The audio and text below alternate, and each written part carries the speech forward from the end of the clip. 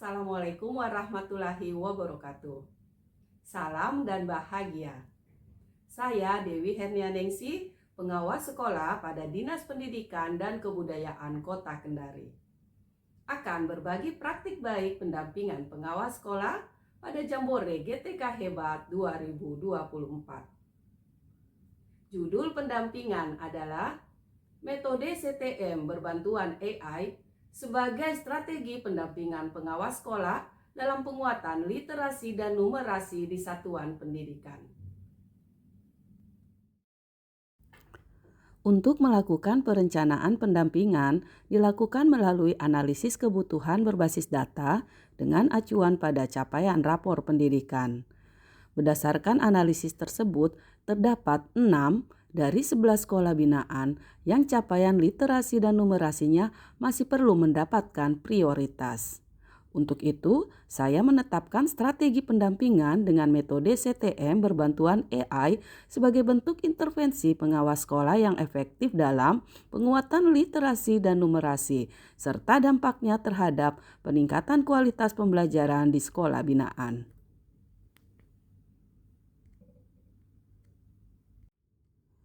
Meskipun strategi pendampingan melalui coaching, training, monitoring, dan evaluasi dianggap efektif, pelaksanaannya di lapangan tidak terlepas dari berbagai tantangan yang perlu diatasi.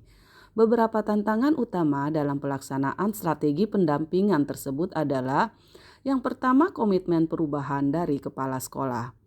Pendampingan yang berhasil bukan hanya soal menetapkan perubahan, tetapi juga soal membangun komitmen kepala sekolah agar mereka siap dan mampu memimpin perubahan tersebut, khususnya dalam peningkatan kualitas pendidikan. Yang kedua, variasi kemampuan guru. Perbedaan tingkat kemampuan dan pemahaman guru dalam literasi dan numerasi juga menjadi tantangan tersendiri. Yang ketiga, keterbatasan waktu dan jumlah sekolah binaan. Keterbatasan waktu juga menjadi kendala dalam pelaksanaan strategi pendampingan terpadu. Defensif terhadap perubahan. Sebagian guru dan pihak sekolah mungkin merasa enggan atau kurang antusias terhadap perubahan metode pembelajaran yang ditawarkan dalam program literasi dan numerasi. Penerapan metode CTM berbantuan AI sebagai strategi pendampingan membutuhkan aksi-aksi yang konkret dan terukur untuk memastikan tercapainya tujuan dari pendampingan. Langkah-langkah aksi seperti: pertama, coaching kepada kepala sekolah untuk membangun komitmen perubahan. Dari coaching yang dilakukan, ada beberapa komitmen perubahan sebagai upaya benahi pada capaian literasi dan numerasi, yaitu peningkatan kompetensi guru dan optimalisasi pemanfaatan perpustakaan serta sudut baca sebagai sarana literasi peserta didik.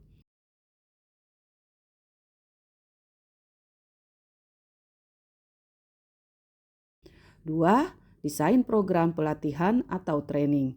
Program pelatihan penguatan literasi dan numerasi perlu dirancang secara fleksibel, intensif, dan berkesinambungan.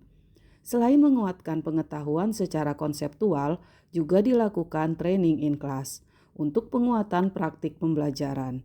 Setiap sesi praktik dilakukan coaching refleksi untuk melihat apa yang sudah berhasil diterapkan dan apa yang masih harus dikembangkan atau diperbaiki.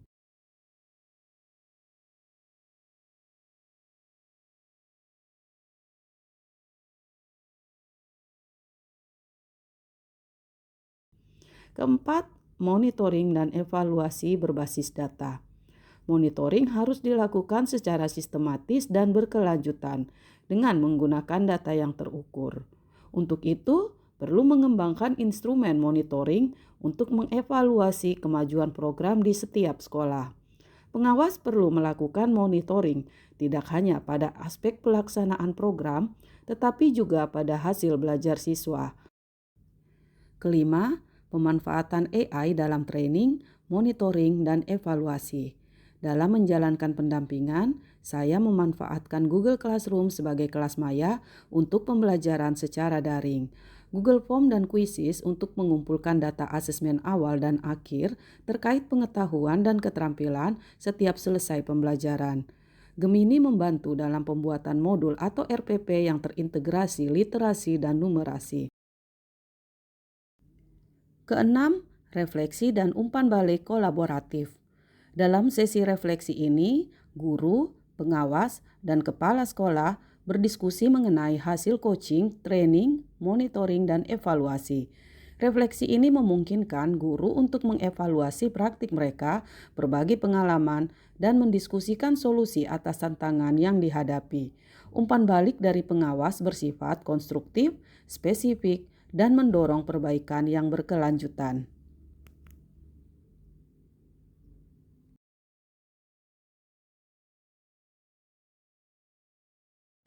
Beberapa hasil dan dampak utama pendampingan yang dapat diidentifikasi meliputi meningkatnya kompetensi guru.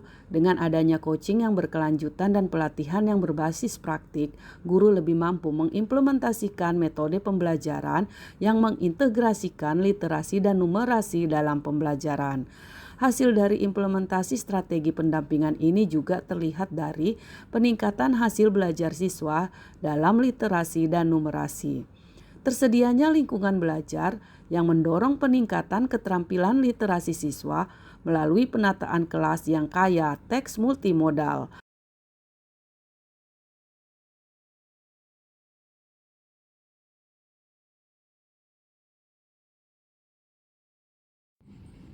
Penggunaan teknologi dalam monitoring dan evaluasi berdampak pada efisiensi proses pelaporan dan pemantauan atau monitoring.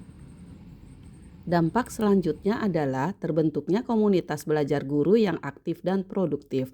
Komunitas ini memberikan ruang bagi guru untuk saling berbagi pengetahuan, pengalaman, dan solusi dalam mengatasi tantangan literasi dan numerasi. Dampak jangka panjang adalah meningkatnya minat baca dan keterlibatan serta kemampuan murid dalam literasi dan numerasi.